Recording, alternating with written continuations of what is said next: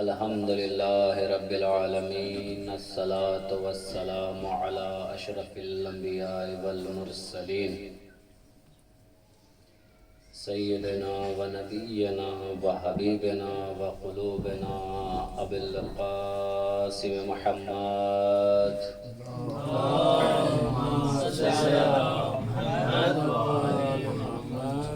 اما بعد، فقد قال اللہ تبارک فی القرآن الحکیم المجید، بسم اللہ الرحمن الرحیم، یا ایہا الذین آمنوا اتقوا اللہ وابتغوا الیہ الوسیلہ۔ صلوات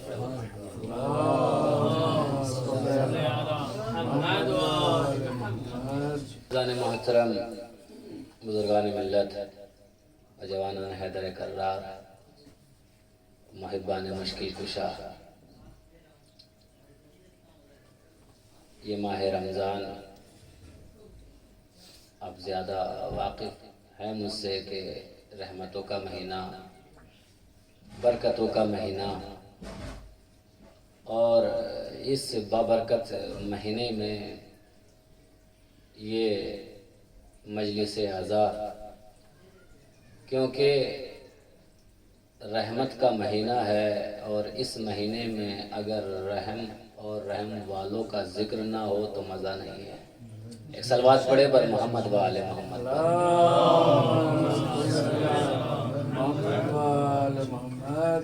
کیونکہ ہماری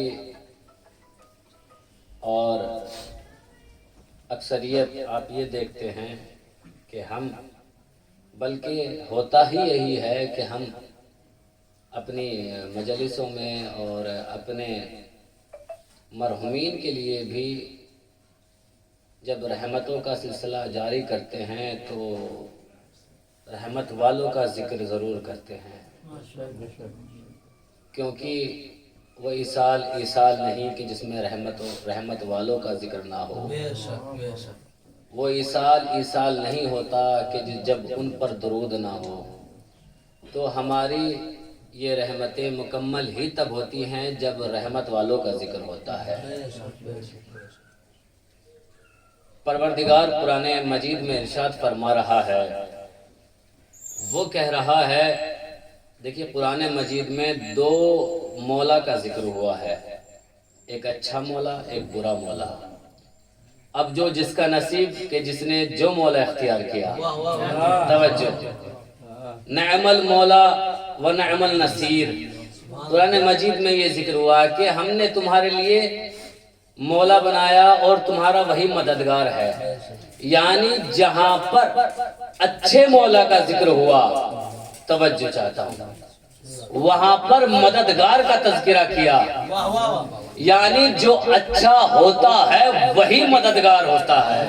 توجہ، جہاں برے مولا کا ذکر ہوا وہاں مددگار کا ذکر نہیں کیا، بلکہ جہاں اچھے مولا کا ذکر ہوا وہاں پر مددگار، پتہ یہ چلا کہ جو مولا اچھا ہوتا ہے وہ مددگار ہوتا ہے، جو برا ہوتا ہے وہ مددگار نہیں ہوتا۔ صلوات پڑھے پر محمد و آل محمد پر۔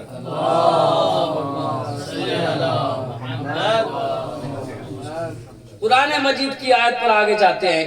قرآن مجید میں ارشاد ہوتا ہے، یا ایھا الذین آمنوا اتقوا اللہ وابتغوا الیہ وسیلہ۔ اے ایمان والو، قرآن کیا کہہ رہا ہے؟ ایمان والو، وسیلہ تلاش کرو جو تمہیں خدا تک پہنچائے، وسیلہ تلاش کرو، وابتغوا الیہ وسیلہ۔ یہ لفظ قرآن میں آئے ہیں کہ وسیلہ تلاش کرو، وسیلہ بناؤ نہیں۔ یا علی، میں کچھ کہہ رہا ہوں، کیا کہ وسیلہ بناؤ نہیں، وسیلہ تلاش کرو۔ تمہارا کام ہے تلاش کرنا، اللہ کا کام ہے بنانا۔ جو اللہ نے وسیلے بنائے ان کو تلاش کرو، جو تم بنا رہے ہو وہ نہیں۔ کیوں؟ کیونکہ جب تم بنا دیتے ہو پھر کہتے ہو اللہ مان لے، نہیں، غور نہیں کیا، یعنی تم پہلے وسیلہ بناتے ہو پھر کہتے ہو اللہ مان لے، لیکن جو اللہ کے بنائے ہوئے ہوتے ہیں ہم ان کو مانتے ہیں۔ اللہ کہتا ہے میں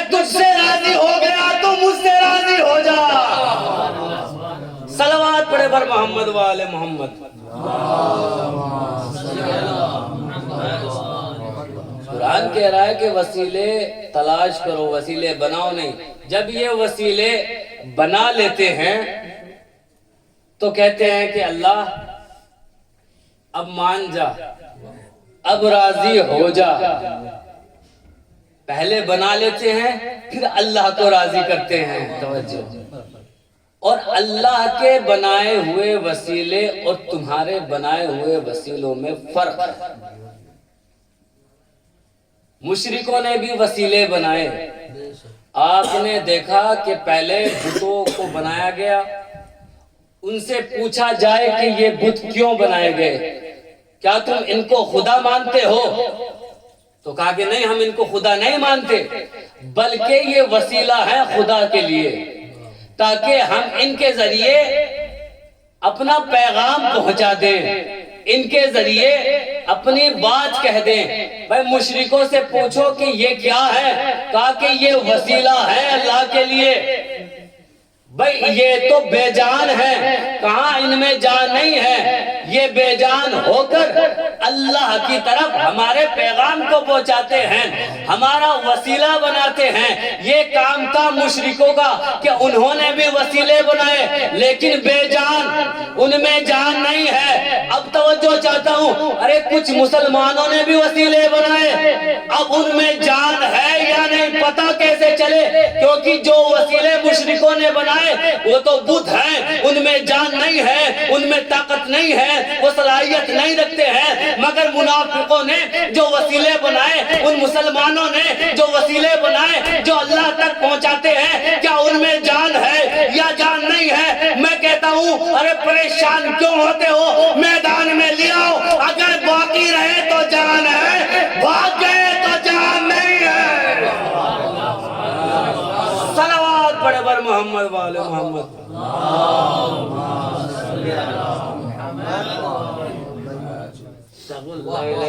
وسیلہ، وسیلہ تلاش کرو، وسیلہ بناؤ نہیں۔ مشرکوں نے وسیلہ بنایا لیکن بت بے جان۔ اب جب منافقوں نے وسیلے بنائے، اب پتہ کیسا چلے، کیسے کہیں گے کہ یہ جاندار ہیں یا نہیں؟ کتنے میدان میں لے آؤ، پتہ چل جائے گا کہ ان میں جان ہے یا نہیں۔ پتہ ہی نہیں چلتا تھا کہ یہ گھوڑوں سے آگے ہیں یا گھوڑے ان سے آگے ہیں۔ یہ بھاگنے میں اتنے تیز، میدان میں باقی رہتے ہی نہیں تھے۔ میدان میں باقی وہی رہے گا کہ جو جاندار ہوگا، جو طاقتور ہوگا۔ پھر وسیلے کیسے ہونے چاہیے؟ میں بتاتا ہوں کہ وسیلے کیسے ہونے چاہیے۔ وسیلے وہ ہوتے ہیں جس پر لا خوف علیہ، کسی طریقے کا جن پر خوف نہیں ہوتا۔ اللہ کے بنائے ہوئے ولی جو ہمارے وسیلے ہیں وہ ایسے ہوتے ہیں کہ جن پر کسی طریقے کا خوف نہیں ہوتا۔ وَلَهُمْ يَحْزَنُونَ، اور ان پر کسی طریقے کا حزن نہیں ہوتا، نہ کسی طریقے کا خوف، نہ کسی طریقے کا ملال۔ لفظ ملال بھی بڑا عجیب ہے، یہ استعمال ہوا ہے قرآن میں کہ کسی طریقے کا ملال نہیں ہوتا۔ جو اللہ کے بنائے ہوئے، توجہ، جو اللہ کے بنائے ہوئے ولی ہوتے ہیں، جو اللہ کے بنائے ہوئے وسیلے ہوتے ہیں، انہیں کسی چیز کا خوف نہیں ہوتا، انہیں کسی چیز کا ملال نہیں ہوتا۔ اب چاہے وہ کسی جگہ پر بھی ہوں، انہیں کسی طریقے کا ملال نہیں ہوتا۔ اگر وہ میدان میں ہے تو ملال نہیں، اگر وہ سفر پر ہے تو ملال نہیں، اگر وہ غار میں ہے تو ملال نہیں، اگر وہ پہاڑی پر ہے تو ملال نہیں۔ صلوات پڑھے بر محمد والے محمد۔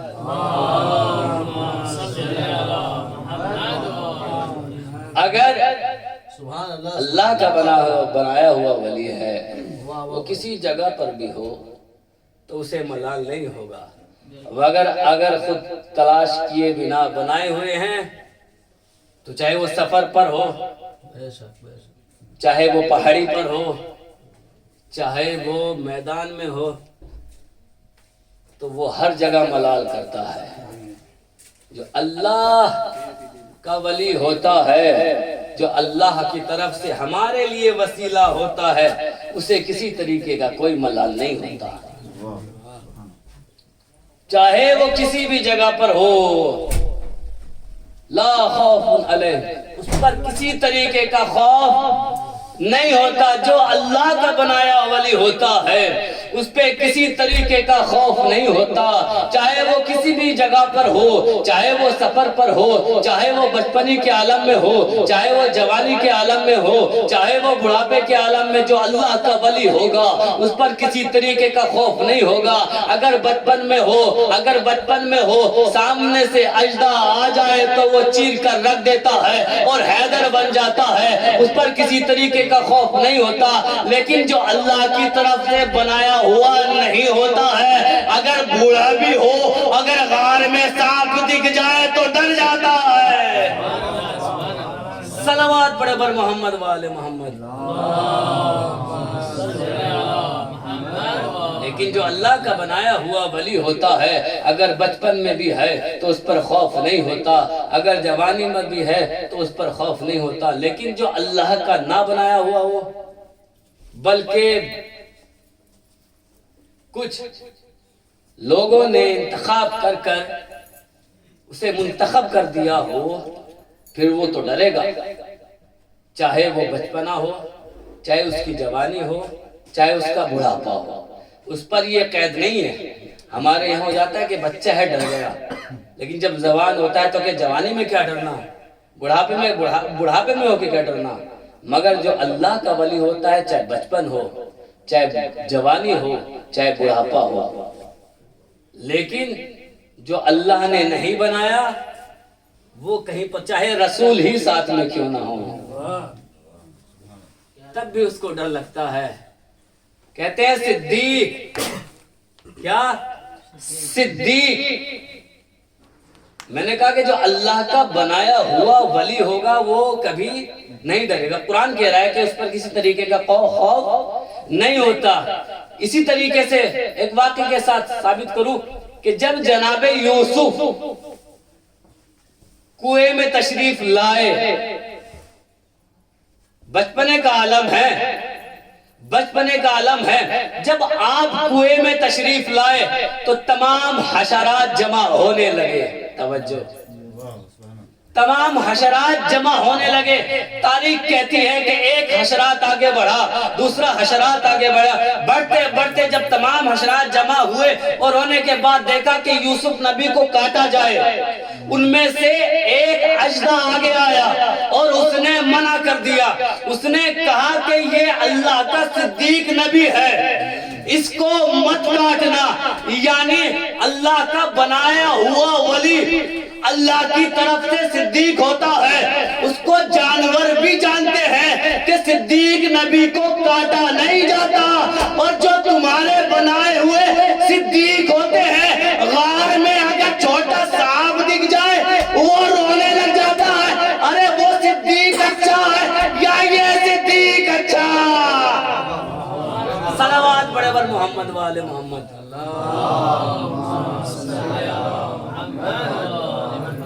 کہ جو اللہ کا بنایا ہوا ولی ہے، جو نبی ہے، اس پر کسی طریقے کا خوف نہیں ہے۔ یہ تو عمر دراز ہیں، اگر علی کا اللہ کا ولی بنانے کے لیے عمر کا خیال رکھا جاتا تو جس طریقے سے انہوں نے خیال رکھا کہ ہم بڑے تھے تو ہمیں بنا دیا گیا۔ ولی میں یہ شرط نہیں ہے، جو اللہ کا وسیلہ ہو اس میں یہ شرط نہیں ہے کہ بالغ ہو، عالم ہو، عمر دراز ہو، نہیں۔ جو اللہ کا ولی ہوتا ہے اس پر کسی طریقے کا خوف نہیں ہے اور وہ کہیں بھی ملال نہیں کرتا، چاہے وہ کوئی بھی جگہ ہو، کسی بھی جگہ پر ہو، اسے کسی طریقے کا کوئی ملال نہیں ہے، کسی طریقے کا کوئی خوف نہیں ہے۔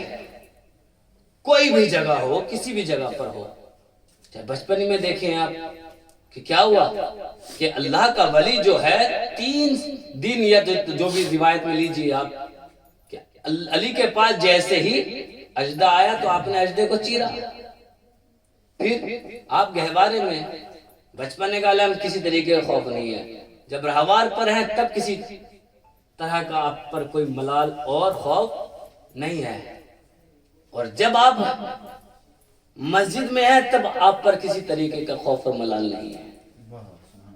جو اللہ کا ولی ہوتا ہے، چاہے وہ بچپنے میں ہو، چاہے وہ جوانی میں ہو، چاہے وہ آخری وقت میں ہو، اس پر کبھی بھی لمحہ بھر کے لیے ایک ملال نہیں ہو سکتا، اس پر ایک لمحے کے لیے کبھی خوف طاری نہیں ہو سکتا، چاہے وہ بچپنے کے عالم میں ہو، چاہے وہ جوانی کے عالم میں ہو، چاہے وہ آخری لمحے میں ہو۔ بچپنے میں ہوگا تب بھی کوئی خوف نہیں ہوگا، جوانی میں ہوگا تب بھی کوئی خوف نہیں ہوگا، اگر وقت آخر ہوگا تب بھی کوئی خوف نہیں ہوگا۔ کیوں؟ قرآن کہہ رہا ہے کہ جو اللہ کا ولی ہوتا ہے اس پر کسی طریقے کا خوف نہیں ہے۔ لیکن ہاں، ہمارا اور تمہارا بنایا ہوا اگر کوئی ولی ہو تو بچپنا کیا، اگر بڑھاپا بھی ہو تب بھی ڈر جائے، لیکن جو اللہ کا بنایا ہوا ہے اس پر کسی طریقے کا خوف نہیں ہو سکتا۔ تاریخ گواہ ہے، آپ مجھ سے بہتر جانتے ہیں، میرے بزرگ ہیں، کہ آپ نے دیکھا کہ بچپنا ہوا، جوانی ہوا، حتیٰ کہ جب آخری وقت ہوا اور آپ کے سر پر جب ضربت لگی تب بھی آپ کو کوئی ملال نہیں ہوا۔ کیا آپ نے کوئی ملال کیا؟ نہیں، بلکہ کیا کہا؟ اس تو میرا کعبہ، خدا کی قسم علی آج کامیاب ہو گیا، کسی طریقے کا کوئی ملال نہیں کیا، علی آج کامیاب ہو گیا۔ وقت کوئی سا بھی ہو، چاہے جوانی کا ہو چاہے بچپنے کا ہو، کسی بھی طریقے کا کوئی وقت ہو، خدا کی قسم علی آج کامیاب ہو، کوئی ملال کیا نہیں، کیونکہ جو اللہ کے ولی ہوتے ہیں وہ کسی طریقے کا ان پر خوف نہیں ہوتا اور ان پر کوئی ملال نہیں ہوتا۔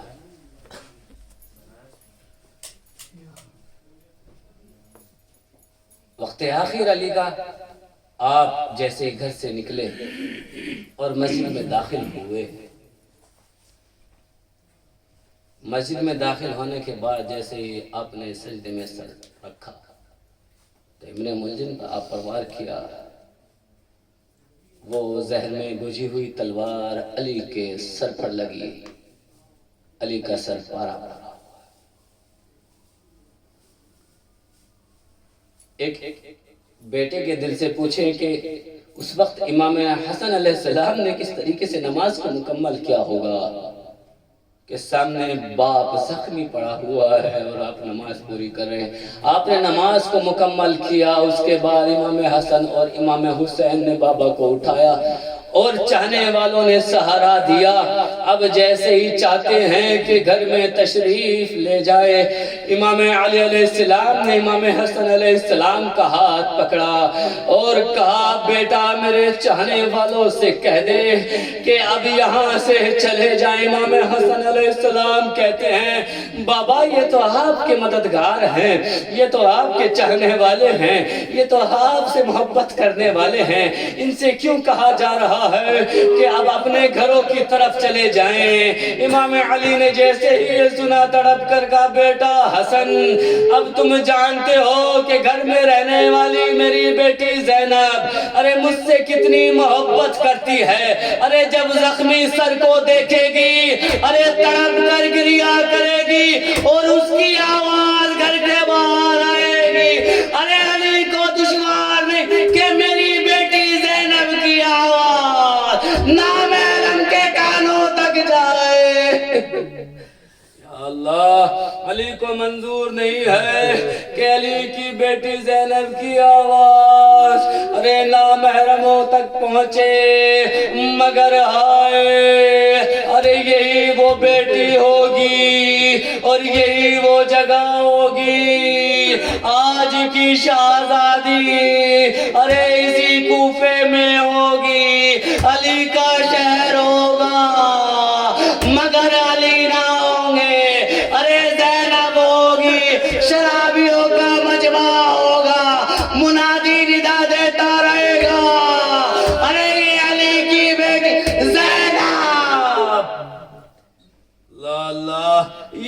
کی بیٹی زینب. ہاں عزیزو وہ وقت بھی آیا علی کو لٹایا گیا. ارے غسل و کفن دیا. اب علی کو ارے سب نے ارے گریہ کیا. تاریخ کہتی ہے ارے زینب اتنی باپردہ ارے رونے میں بھی پردہ کیا. مگر آئے وہ زینب کہ جو آج رونے پر پردہ کر رہی ہے. ارے جو باپ کے جنازے پر بھی ارے گھر سے باہر نہ نکلی. علی کی لاڈلی باد علی اسی شہر میں